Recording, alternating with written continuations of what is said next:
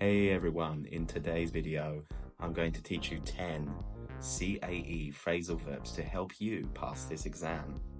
But remember, before we begin, press that like button, and if you haven't done so already, press subscribe.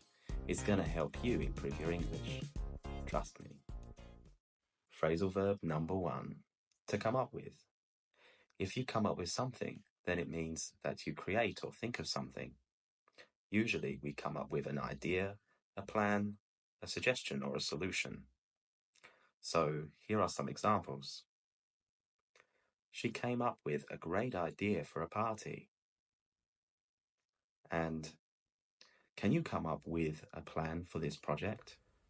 Phrasal verb number 2, to fall back on. If you fall back on something, then it means that you use it as a backup plan. You use it as an alternative if something goes wrong. So here are some examples. If plan A doesn't work, we can fall back on plan B. If in doubt, fall back on your training. Phrasal verb number 3, to run into. If you run into someone, then it means you meet them unexpectedly. You encounter them, but you didn't expect to see them at all.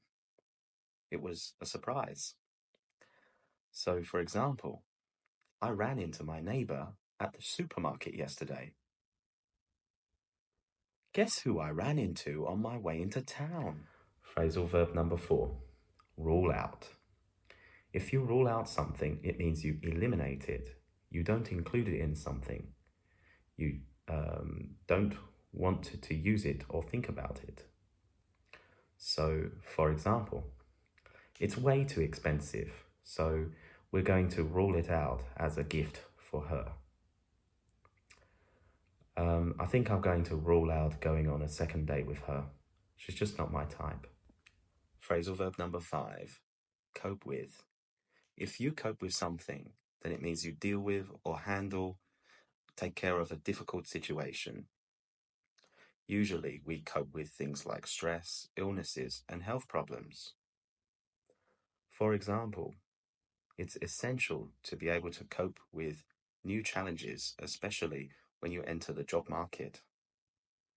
And she has had to cope with a lot of stress recently.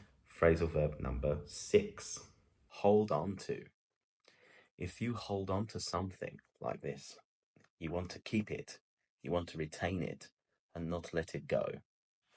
So, for example, it's really important for you to hold on to your dreams and not let them go, even if they seem very difficult. And many people like to hold on to their memories because it makes them feel good. Phrasal verb number 7, pick up. If you pick up something, it means that you can learn something casually. You can acquire it without trying very hard. So, for example, when you live abroad, you'll pick up a lot of phrases without studying it.